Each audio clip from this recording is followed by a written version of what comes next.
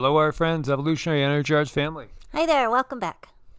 So we see this live science. We have a giant crack freeze a massive iceberg in Antarctica. This giant iceberg, more than 20 times the size of Manhattan, just split off from Antarctica's Brunt ice shelf. And hasn't this been happening a little bit kind of often?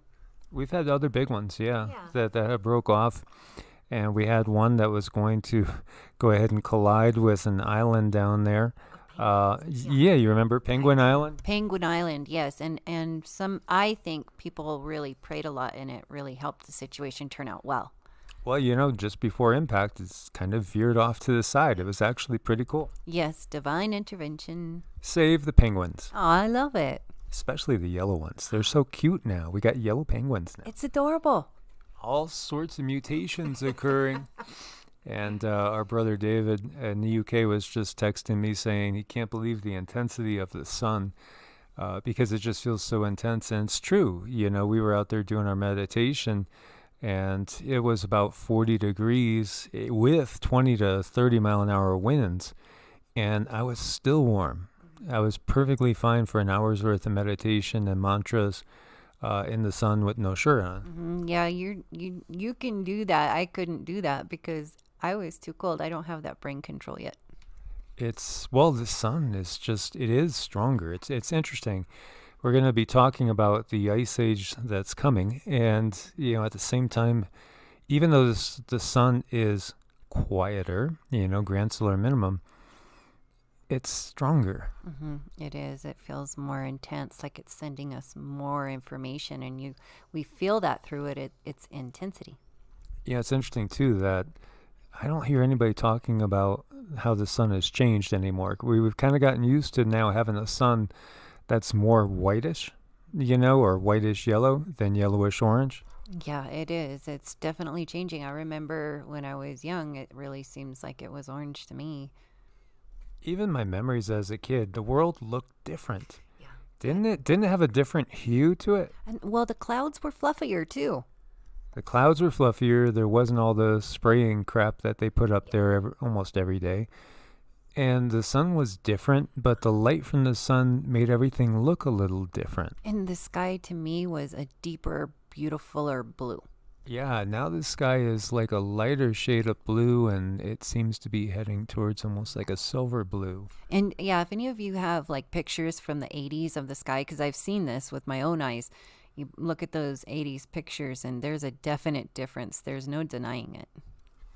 So, it does happen that these giant icebergs will break off, and this one's more than 20 times the size of Manhattan.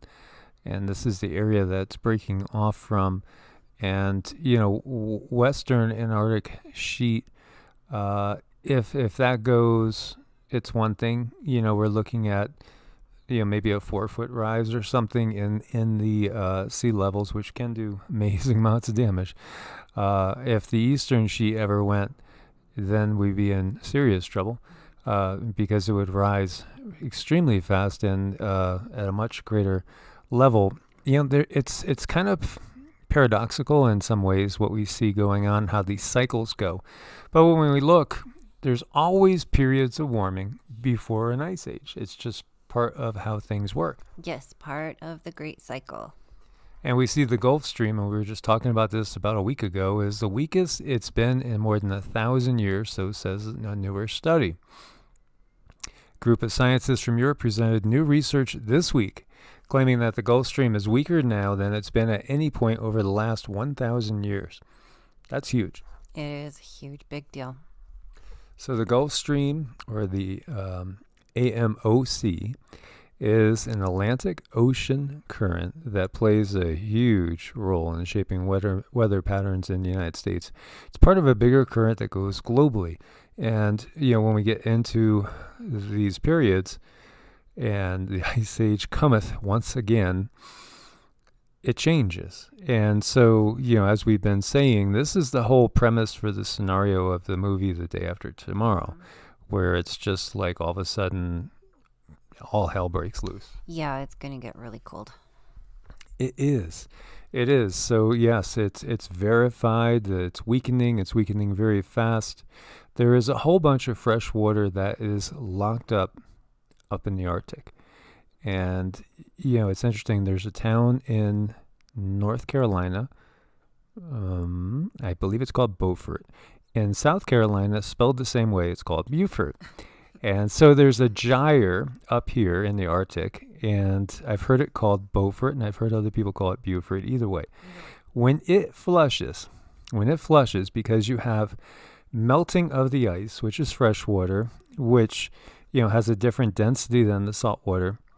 When it flushes, which it hasn't done yet, and yet it's built up to an abnormal amount right now, so it could happen like any time. When it flushes, it disrupts the current.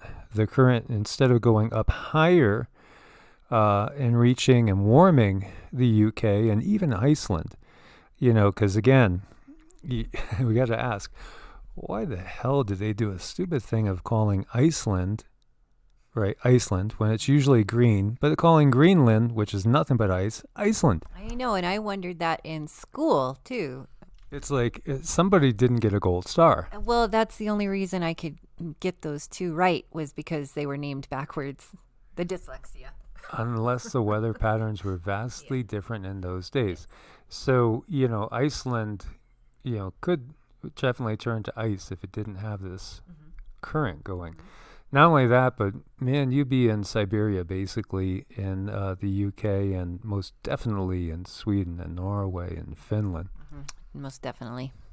So, yeah, it's really, we are living in times of tremendous change. Tremendous.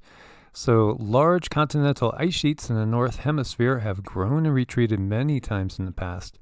We call these times with large ice sheets glacial periods or ice ages, and times without large ice sheets interglacial periods. The most recent glacial period occurred between about 120,000 and 11,500 years ago. Since then, the Earth has been in an interglacial period called the Holocene. Glacial periods are colder, dustier, and generally drier than the interglacial periods. The glacial interglacial cycles are apparent in many marine and terrestrial paleoclimate records around the world. Now, what's interesting is there's so many different things that happen here.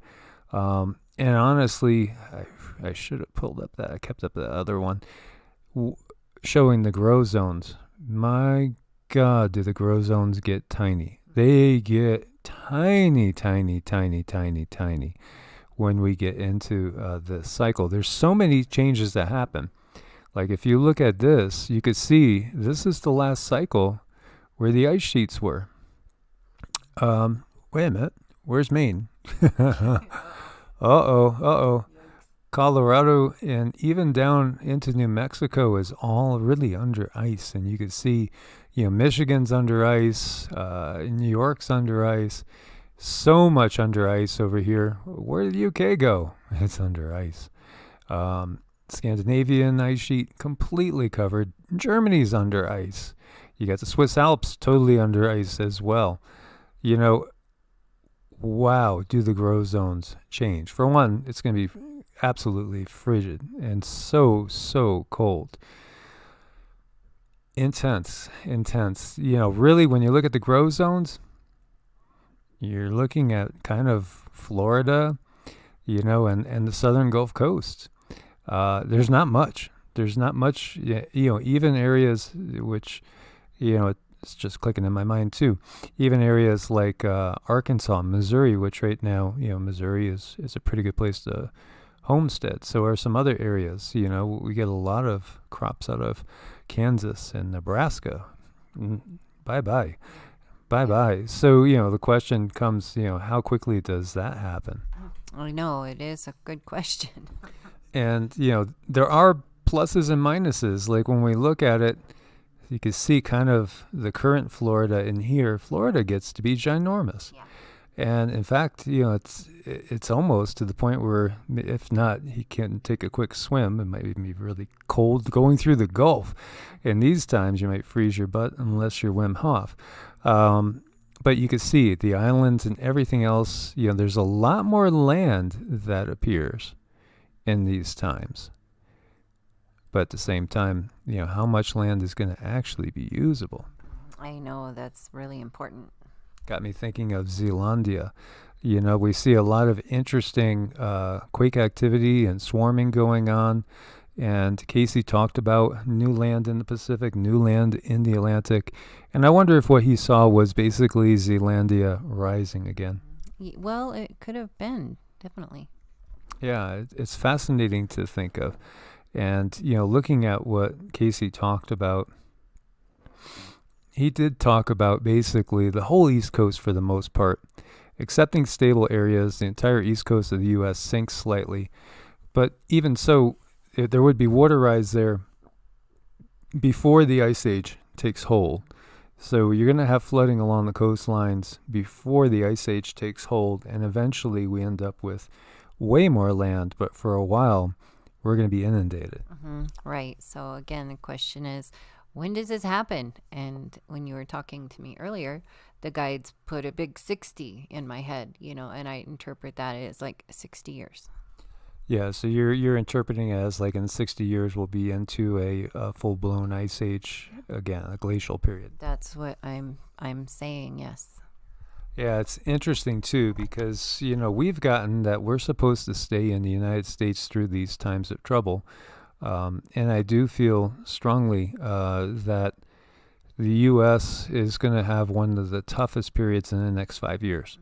Next 4 or 5 years is, the U.S. is going to have as tough a go as anywhere else. But we were given that we're supposed to be here in this time. And, it's not time to head to Costa Rica, Panama, Ecuador, or Peru yet. No, because this country is going to need us, and all of you guys out there, all of you light workers, developing your energy and making it stronger to help support the area that you're in, so things around you, when they are impacted, it's not going to be as bad.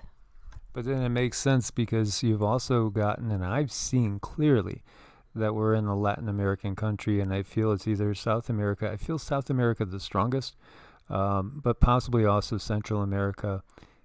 When, and I'd say I'm getting pretty old then, and you look about 15 years older too, in my visions. So I think that's where we're supposed to finish this life. Yeah, that's most likely true, and it's going to happen. But right now, it's like we're supposed to help protect this land. Exactly. So there's going to be massive changes. We're seeing the beginning of these massive changes.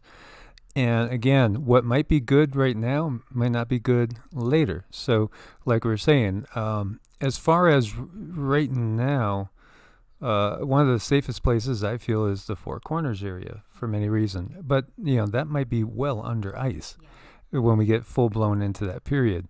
Now, scientists will tell us that things take long periods of time. But, even people like Ben over at Suspicious Observers, Diamond David over at Adapt, that things could happen a lot quicker. Not necessarily day after tomorrow, like, tomorrow it's going to be an ice age and the glacier's just coming down at 60 miles an hour. But yeah, it could be that the entire global situation at the beginning of somebody's life, say somebody that was just born now, and by the time they get to be 50 or 60, it might be a completely different map. Right. It's just such an exciting time to be here now, be in the flesh, because we get to see all of these changes, experience all of these, upgrades too. There's just so much change. And I strongly feel that many of us really volunteered to be here to see these changes, experience these changes, and embrace this time, even though it might seem a little scary. Yeah, definitely. And, there's a lot of things that, scientists admittedly don't know. Like this mysterious stripe spotted over Russia in satellite images, NASA's perplexed. They can't agree on why these hills in the Russian Arctic ripple with stripes. It's kind of pretty. Looking at that there, and it looks like one of those sand games where you flip the glass over and it does that. And they take pictures in summer, fall, and winter. That's beautiful. I love that. So they don't really know. I mean, and there's a lot of things they don't know. And there's a lot of things we don't know. And the future itself. I mean, if we look at the possibility of a multiverse, multiple different timelines, the possibility is there to jump timelines as well. It is. And I think that's getting stronger and stronger. It is, most definitely. So, guys, thanks for being part of the family. Make sure you are subscribed. Click the bells and get some notifications. Thanks for your support on Ko-Fi and Patreon. Also, if you need to reach out to us, set an appointment. It's EEARTS at ProtonMail or evolutionaryenergyarts at gmail.com. And Cindy's going to take us out.